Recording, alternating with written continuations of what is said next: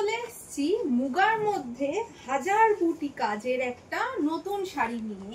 দেখতেই পাচ্ছ আমি কিন্তু শাড়িটা পরে নিয়েছি। শাড়িটা কিন্তু থাকছে পুরোটাই ব্ল্যাকের মধ্যে, আর অল বডিতে থাকছে কিন্তু এরকম ছোট ছোট ফুল করা।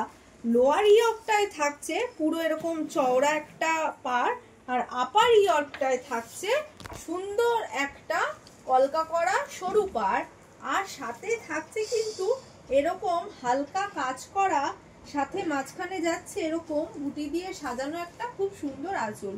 আর আমি অবশ্যই বলবো এই শাড়িটার ব্লাউজ পিসটা দিয়ে বানিয়ে শাড়িটা পরতে, কারণ ব্লাউজ পিসটা কিন্তু থাকছে খুব সুন্দর গোল্ডেন কাজের উপর। এবার আমি তোমাদের শাড়ির কালার অপশনস গুলো দেখাবো।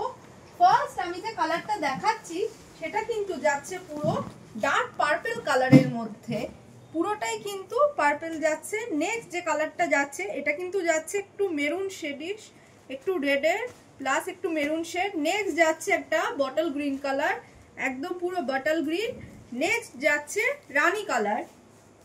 তারপর যে কালারটা দেখাবো সেটা থাকছে তুতে কালার।